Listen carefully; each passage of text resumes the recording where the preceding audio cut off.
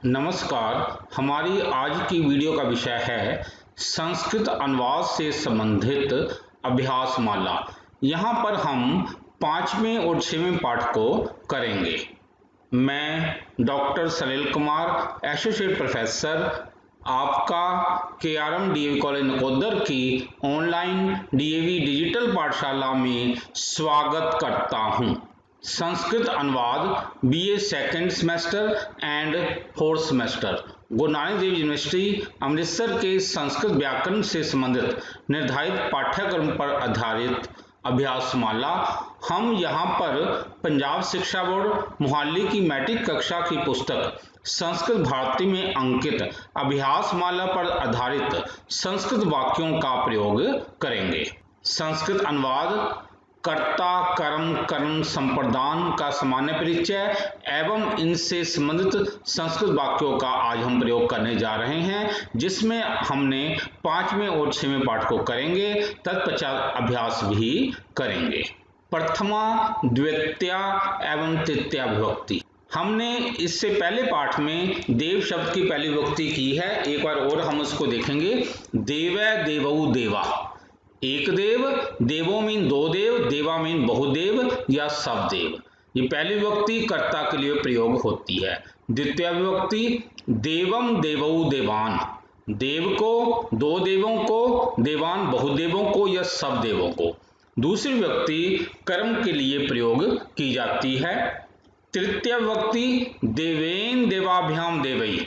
देवेन देवाभ्याम देवई करण से द्वारा, यानी देवेन मीन से, देव से या देव के द्वारा, देवाभ्याम दो देवों से या दो देवों के द्वारा, देवई सब देवों से या सब देवों के द्वारा। इस प्रकार तीसरी विभक्ति जो है कर्म के लिए प्रयोग की जाती है। जिसकी सहायता से हम कोई भी कर्म करते हैं वहां पर तीसरी विभक्ति का प्रयोग किया जाता है। अब एक बार हम समझेंगे कर्ता कर्म को। क्रिया के करने वाले को कर्ता कहते हैं। कर्ता में पहली विभक्ति होती है, यथा रामे गच्छति, राम जाता है। फिर देव पढ़ता है, देवै पढ़ती। यहाँ ऊपर लिखित वाक्यों में राम और देव करता है, इसलिए यहाँ पर हमने पहली विभक्ति का प्रयोग किया है। कर्म, जिस पर क्रिया का असर पड़े उसे कर्म कहते हैं। कर्म में द्वितीय विभक्ति होती है, यथा रामे विद्यालयम गच्छति, राम विद्यालय को जाता है। राम विद्यालय को या राम स्कूल को जाता है। देवै पुस्तकम पढ़ती, देव पुस्तक पढ़ता है, तो देवै पुस्तकम पढ़ती। यहाँ पर जाना और पढ़ना क्रिया का कर्मशः है। स्कूल और पुस्तक पर प्रभाव पड़ता है, इसलिए ऊपर लिखित वाक्यों में स्कूल और पुस्तक कर्म है, यानी कर्म में हमेशा ही दूसरी विभक्ति का प्रयोग होता है। तो अब हम आज के उस पर आते हैं, कर्म। हमने कर्ता और कर्म को इससे पहले वीडियो में हम डिटेल से कर चुके हैं। यहाँ पर कर्म है, कर्ता के साधन को करण कहते हैं, अर्थात जिसकी सहायता से कार्य निष्पन्न होता है या जो कार्य की निष्पत्ति में सहायक होता है उसे करण कहते हैं। करण में तीसरी विभक्ति का प्रयोग होता है। अब ये देखिए, राम पैरों से विद्यालय जाता है, रामे पादाभ्याम विद्यालयम गच्छति। यहाँ पर पैर दो हैं राम के, इसलिए यहाँ पर तीसरी विभक्ति का द्विवचन का प्रयोग किया गया है, रामे पादाभ्याम विद्यालयम गच्छति। अब हाथी पैरों से मंदिर जाता है। अब हाथी के पैर चार होते हैं, इसलिए यहाँ पर बहुवचन का प्रयोग हो रहा है, गजै पादई दिवालयम गच्छति। यहाँ पर देखो पादई में हमने बहुवचन का, तीसरी विभक्ति का बहुवचन का प्रयोग किया है। देव कलम से लेख लिखता है। अब ये देखो, देव कलम से लेख लिखता है, देवै कलमेन लेखम लिखती, यानी एक कलम, एक पेन, कलम मतलब पेन, यानी कि उस एक वचन का यहाँ पर प्रयोग किया गया है। इसके पश्चात अब हम आते हैं नपुंसकलिंग पर। हमने पुल्लिंग शब्द को किया है, अब ये नपुंसकलिंग करने जा रहे हैं। फलम फले फलानी, एक फल, दो फल, बहुत फल। कर्ता के लिए दूसरी विभक्ति है, द्वितीय विभक्ति। फलम फले फलानी, फल को, दो फलों को, बहुत फलों को या सब फलों को। फिर तृतीय विभक्ति फलेन फलाभ्याम फलई, फल मतलब फल से, दो फलों से या बहुत फलों से। तो इस प्रकार इसका ये हमने जो प्रयोग यहाँ पर हम करेंगे। अब हम आते हैं स्त्रीलिंग शब्द पर। इसकी पहली विभक्ति हम देखिए, लता लते लता, एक लता, दो लताएं या बहुत लताएं।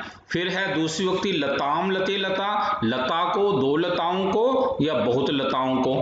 फिर है तीसरी विभक्ति लत्या लताभ्याम लताभि, यानी कि लत्या मीन लता से या लता के द्वारा, लताभ्याम मीन दो लताओं से या दो लताओं के द्वारा, दो शाखाओं के द्वारा। इसी प्रकार जो है लता भी जो है बहुत लताओं से या सब लताओं के द्वारा। तत्पश्चात इसी तरह ईकारांत स्त्रीलिंग है, वो था आकारांत लता शब्द था, ये है इसमें ई की मात्रा मतलब जो आई है, नदी शब्द है, नदी नद्यो नद्य, नदी नद्यो नद्य, नदीम नद्यो नदी, नद्या नदीभ्याम नदी भी।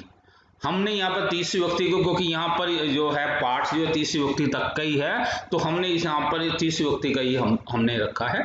कर्ता कर्म कर्म, यानी कि जो है कर्ता में पहली विभक्ति और कर्म में दूसरी, कर्म में तीसरी विभक्ति। इसी प्रकार जैसे ये नदी शब्द है, इसी प्रकार वाणी शब्द है, वाणी वाणियों वाण्या, वाणीम वाणियों वाणी, वाण्या वाणीभ्याम वाणी भी, यानी इसी प्रकार ये चलता है। तत्पश्चात अब हम देखेंगे कुछ पुल्लिंग शब्द को देखेंगे।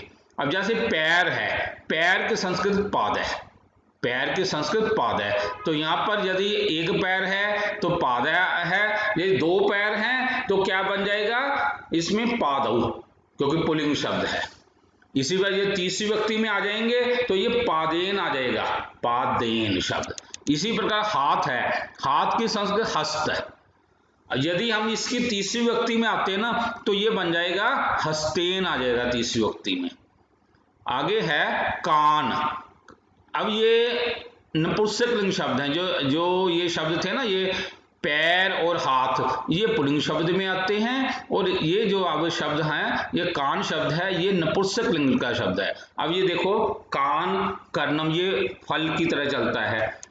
अब ये तीसरी विभक्ति में कर्णेन, तीसरी विभक्ति में कर्णेन इस प्रकार बनेगा।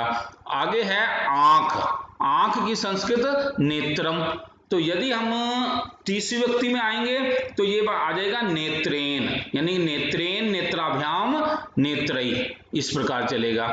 आगे है दांत, अब यहाँ पर दांत ज्यादा है तो दंतानी, दंतम दंते दंतानी ऐसे चलता है।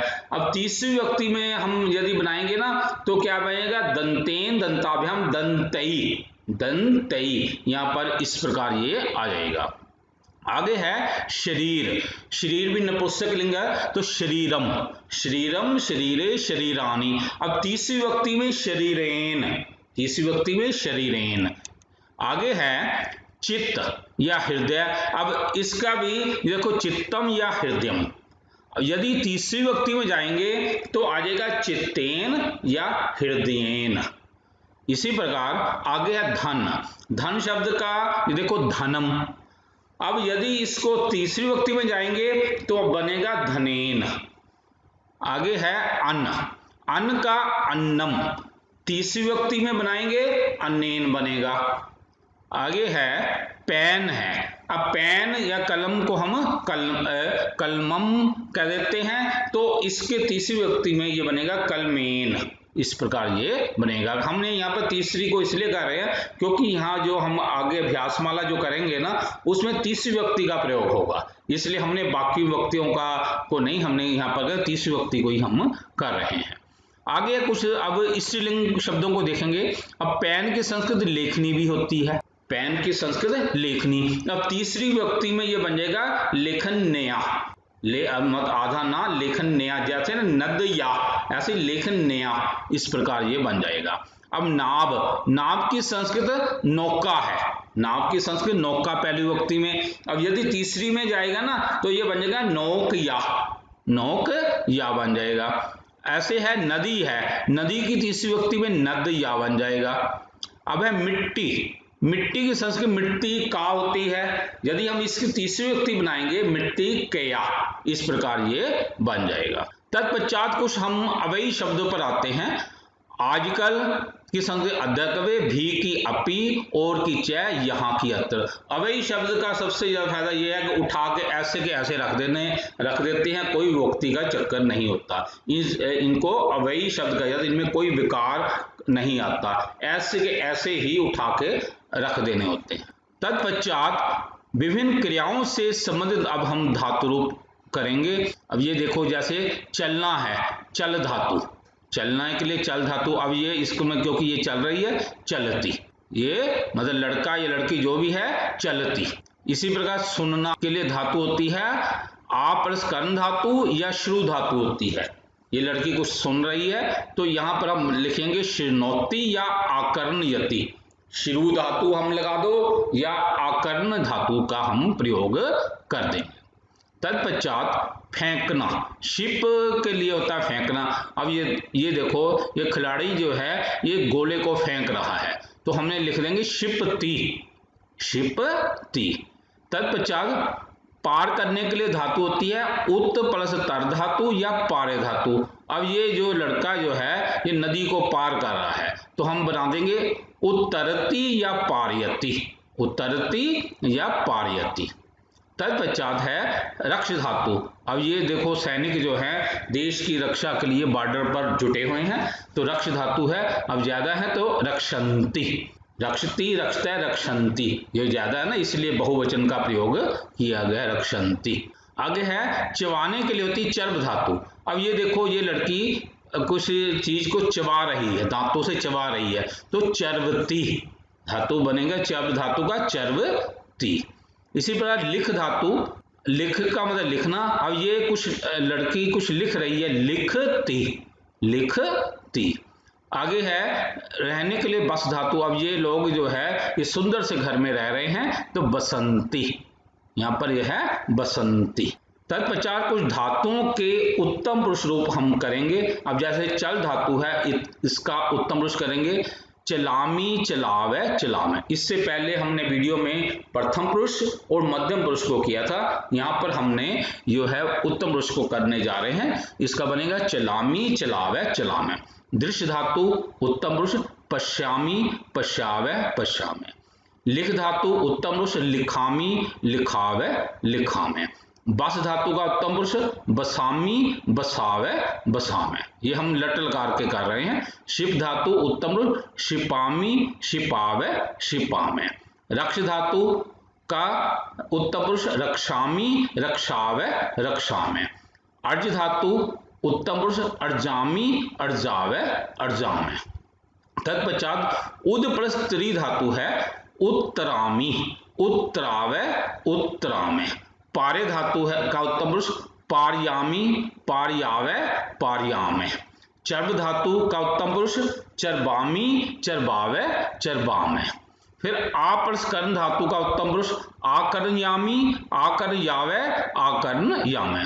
श्रु धातु का उत्तम पुरुष श्रीनोमी, श्रीनोमी, श्रीनुबे, श्रीनुमे या शिन्बे, शिन्मे। तो इनमें कोई भी आप बना सकते हो। ये देखो, एक बार और देखो, श्रीनोमी, यहाँ पे जो है श्रीनुबे या शिन्बे, श्रीनुमे या शिन्मे, कोई भी यहाँ पर आप बना सकते हो। अब हम संस्कृत अनुवाद पर आएंगे। ये देखिए, मैं पैर से चलता हूं, अहम पादाभ्याम चलामी। अब ये देखो, पैर दो हैं, इसलिए तीसरी विभक्ति का द्विवचन का प्रयोग किया गया है, अहम पादाभ्याम चलामी।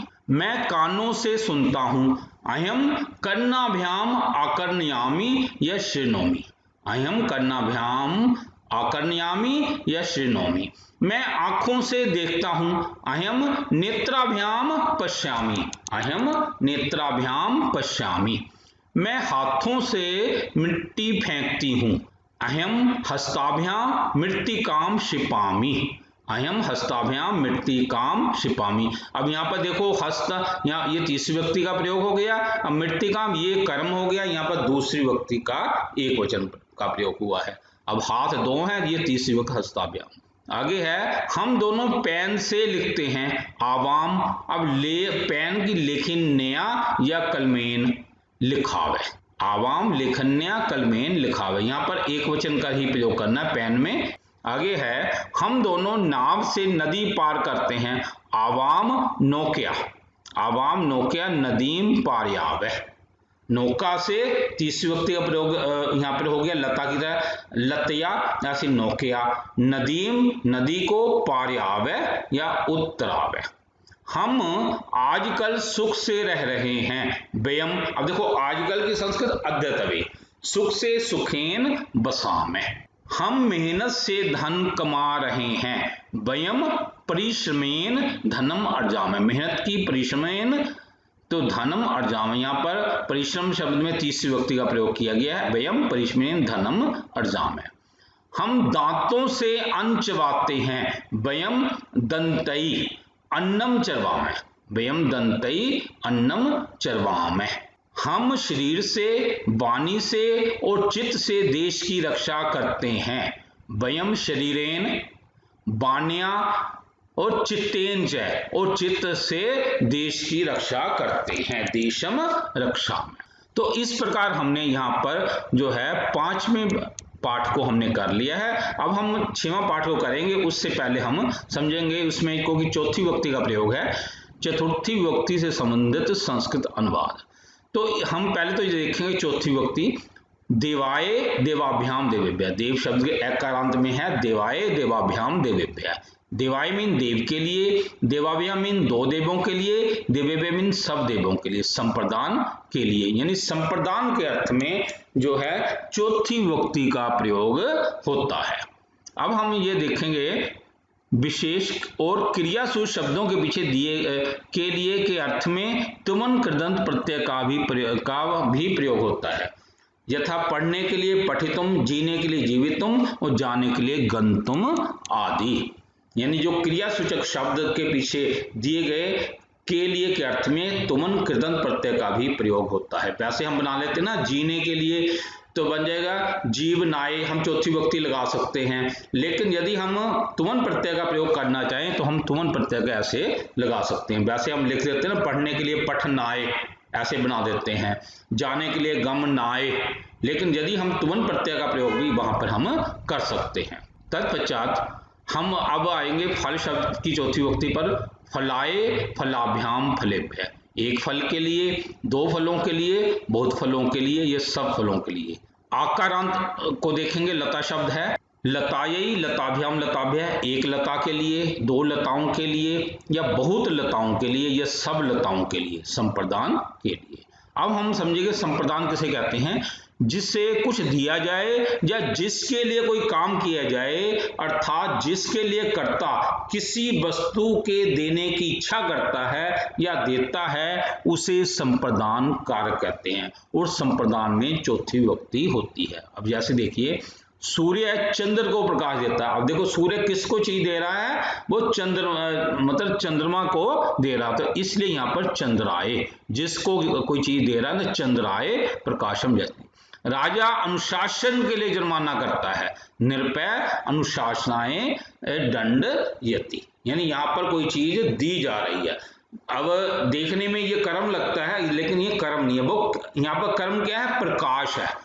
यहाँ पर देखो ना, सूर्य चंद्र को प्रकाश देता है, तो वाक्य को समझ लेना, चाहे यहाँ पर को लगा, एक्चुअली जो है चंद्र यहाँ पर क्या है, संप्रदान, संप्रदान में चौथी व्यक्ति। यहाँ पर जो कर्म क्या है, प्रकाश, वो जो चीज दी जा रही है, तो यहाँ पर दूसरी व्यक्ति का प्रयोग होगा। अब हम आगे आएंगे, उकारांत पुल्लिंग साधु शब्द को भी की चारों व्यक्तियों को हम पढ़ेंगे।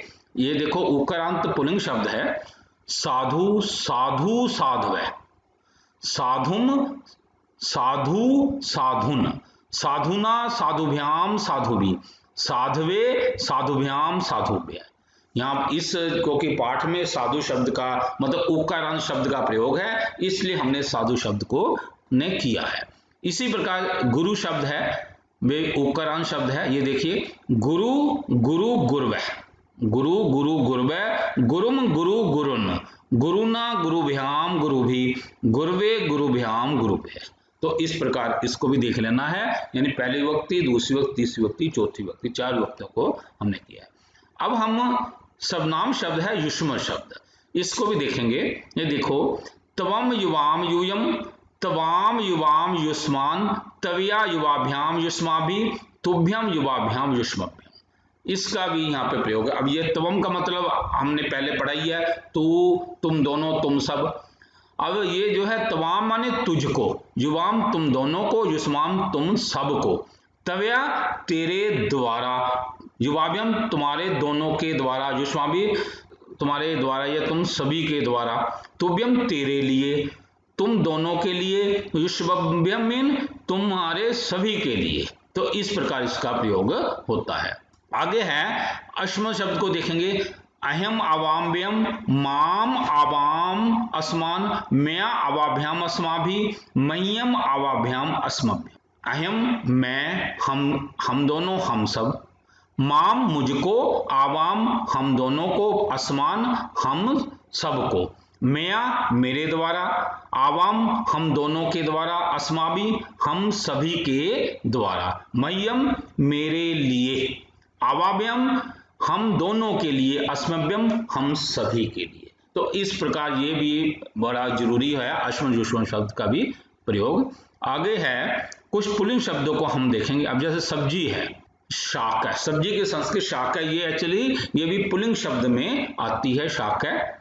आगे तोहफा, तोहफे की संस्कृति उपहार है, ये भी पुल्लिंग शब्द में आता है। फिर प्राण है, अब ये देखो ये जो लड़की के प्राण निकल रहे हैं ऐसे, तो प्राण शब्द भी ये पुल्लिंग शब्द में आता है।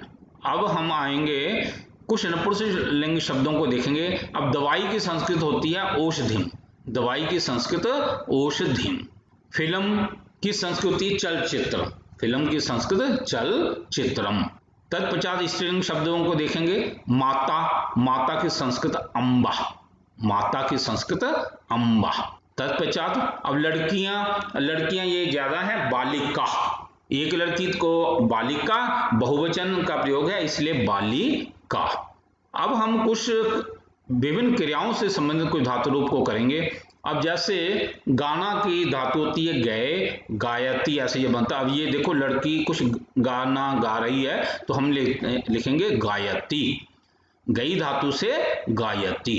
अब इसी प्रकार पकाने के लिए धातु होती है पच धातु। अब देखो ये कोई पका रही है तो बनेगा पचती, पकाने की पचती। अब देखिए लाने की धातु होती है आ प्लस नी धातु। अब ये देखिए सेंटा क्लॉज आपके लिए कुछ उपहार ला रहा है, उपहारम आनयति, उपहार ला रहा है, उपहारम आनयति। आगे है मांगना, याच धातु। अब ये देखो मांगना धनम याचती, अब ये महिला अपने पुत्र के साथ कुछ ना कुछ किसी से मांग रही है, धनम याचती। पीना पा धातु। अब ये देखो औषधिम पिबती, यह बच्ची जो है दवाई को पी रही है, औषधिम पिबती। तत्पश्चात आ प्लस गम धातु, आना, आ प्लस गम धातु आना।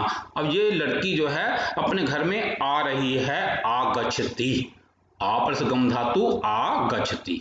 अब देखना दृश्य धातु, देखने दृश्य धातु। अब ये देखो चलचित्रम पश्यन्ति, अब ये जो लोग जो हैं किसी मूवी को, किसी फिल्म को देख रहे हैं, चलचित्रम पश्यन्ति। आगे है बोलना बद धातु या बोलने या कथ धातु। अब ये देखो ये जो लड़का जो है लड़की से कुछ कह रहा, बदती या कथयति। आगे है देना दा धातु। अब ये देखो ये लड़का जो है लड़की को कोई उपहार दे रहा है, उपहारम यच्छति, उपहार देता है। आगे है जीतना। अब ये बच्चे ने ये ट्रॉफी जीती है, जी धातु का प्रयोग है, पुरस्कारम जयति, पुरस्कार जीतता है। तो इस प्रकार हमने ये कुछ शब्दों को, कुछ धातुओं को किया है। अब हम इस पाठ में एक लिट लकार का प्रयोग भी होगा, तो हम इसको भी पहले करेंगे। हमने इससे पहले लट लकार का भी प्रयोग किया है। पठिष्यति, पठिष्यत, पठिष्यन्ति, पठिष्यसि, पठिष्यथ, पठिष्यत, पठिष्यामि, पठिष्यावै, पठिष्यामै। पठिष्यति, पठिष्यत, पठिष्यन्ति, पठिष्यसि, पठिष्यथ, पठिष्यत, पठिष्यामि, पठिष्यावै, पठिष्यामै। भविष्य काल के लिए लिट लकार का प्रयोग होता है। अब जो हमने लट लकार के किया था ना कि पढ़ती, वह पढ़ता है, अब इस पठिष्यति भी वह पढ़ेगा। अब ये देख लो, वह पढ़ेगा, सा पठिष्यति, वह दो पढ़ेंगे तऊ पठिष्यतः, वे सब पढ़ेंगे ते पठिष्यन्ति, तू पढ़ेगा त्वम पठिष्यसि, तुम दोनों पढ़ोगे युवाम पठिष्यतः, तुम सब पढ़ोगे यूयम पठिष्यत, मैं पढ़ूंगा अहम पठिष्यामि, हम दो पढ़ेंगे आवाम पठिष्यावः, हम सब पढ़ेंगे वयम पठिष्यामः। कुछ धातुओं के लिटलकार के यथानिर्देश रूप हम करेंगे। यहाँ पर प्रथम पुरुष, मध्यम पुरुष, उत्तम पुरुष हमें करने हैं। अब जैसे पक्ष धातु का प्रथम पुरुष पक्ष्यति, पक्ष्यतः, पक्ष्यन्ति। आप्रसनी धातु का मध्यम पुरुष आनेष्यसि, आनेष्यतः, आनेष्यथ। बद धातु का उत्तम पुरुष बदिष्यामि, बदिष्यावः, बदिष्यामः। पा धातु का प्रथम पुरुष पास्यति, पास्यतः, पास्यन्ति। गई धातु का मध्यम पुरुष गास्यसि, गास्यतः, गास्यथ। याच धातु का उत्तम पुरुष याचिष्यामि, याचिष्यावः, याचिष्यामः। दा धातु का प्रथम पुरुष दास्यति, दास्यतः, दास्यन्ति। दृश्य धातु का मध्यम पुरुष दर्श्यसि, दर्श्यतः, दर्श्यथ। त्यज धातु का उत्तम पुरुष त्यक्ष्यामि, त्यक्ष्यावः, त्यक्ष्यामः। जी धातु का प्रथम पुरुष जेष्यति, जेष्यतः, जेष्यन्ति। आ प्लस गम धातु का मध्यम पुरुष आगमिष्यसि, आगमिष्यतः, आगमिष्यथ। तो यहाँ पर जो हमने किया है इनका इस पाठ में प्रयोग हमें करना है। अब संस्कृत अनुवाद, मैं तेरे लिए गीत गाऊंगा, अहम तुभ्यम। अब ये युष्म शब्द की चौथी विभक्ति का प्रयोग है, अहम तुभ्यम गीतम गास्यामि। वहां पर हमने किया था ना, त्वम युवाम यूयम, त्वाम युवाम युष्मान, तव्या युवाभ्याम युष्माभि तुभ्यम, तो ये वहां से आया है, अहम तुभ्यम गीतम गास्यामि। माता बच्चों के लिए सब्जी पकाएगी, माता शिशुभ्य। अब जो साधु शब्द जो किया था हमने चौथी विभक्ति में, जो उसका यहाँ पर प्रयोग है शिशुभ्य, शिशुभ्य ऐसे बनता है, माता शिशुभ्य शाकम पक्ष्यति। आगे है शिष्य गुरु के लिए तोहफा लाएगा, शिष्य गुरवे। गुरु शब्द की चौथी विभक्ति गुरवे या अध्यापकाय देव की तरह चला लो, अध्यापकाय उपहारम आनेष्यति। आगे है हम निर्धनों के लिए धन मांगेंगे, वयम निर्धनेभ्य धनम याचिष्यामः, वयम निर्धनेभ्य धनम याचिष्यामः। अब हम आते हैं, वह जीने के लिए झूठ भी बोलेगा, स जीवनाय या जीवितुम असत्यम अपि वदिष्यति। यहाँ पर देखो जीने के जीवनाय चौथी विभक्ति लगा दो, या यहाँ पर हम तुमन प्रत्यय का प्रयोग हमने किया है जीवितुम, चौथी विभक्ति का ऐसे प्रयोग हमने किया। जैसे पढ़ने के लिए पठितुम, जाने के लिए गंतुम, ऐसी है जीने के लिए जीवितुम, ये आगे बन गया असत्यम अपि वदिष्यति। मैं सेहत के लिए दवाई पीऊंगा, अयम स्वास्थ्याय औषधिम पास्यामि, अयम स्वास्थ्याय औषधिम पास्यामि। हम देश के लिए प्राण देंगे, वयम देशाय प्राणाम दास्यामः, वयम देशाय प्राणाम दास्यामः। लड़कियां प्रसन्नता के लिए फिल्म देखेंगी, बालिका प्रसन्नतायै, प्रसन्नतायै चौथी विभक्ति लता की तरह बनाया ना, प्रसन्नतायै चलचित्रम दर्शयन्ति। राजा प्रजा के लिए शत्रु को जीतेगा, निर्भय प्रजायै शत्रुम जेष्यति, निर्भय प्रजायै शत्रुम जेष्यति। वह सोने के लिए यहाँ आएगा, स शयनाय अत्र आगमिष्यति, स शयन, शयन में चौथी विभक्ति का प्रयोग किया है, शयनाय अत्र आगमिष्यति। अभ्यास करेंगे, निम्नलिखित में से किन्हीं दो वाक्यों का संस्कृत में अनुवाद कीजिए। अब यहाँ पर ये देखिए, मैं पैरों से चलता हूँ, हम दांतों से अन्न चबाते हैं, हम देश के लिए प्राण देंगे, वह सोने के लिए यहाँ आएगा। तो ये आपने देख के बना के देखना है कि बाकी आपको सेंटेंस ये समझ लगे या नहीं। इति शुभम। प्रिय साथियों, यदि आपको वीडियो पसंद आया हो तो कृपया लाइक कमेंट शेयर अवश्य करें। यदि आपका कोई सुझाव हो तो कृपया हमारे व्हाट्सएप नंबर 9417347779 पर सुझाव लिखिए। कृपया हमारे चैनल सलील कुमार राजपूत को सब्सक्राइब भी करें। धन्यवाद।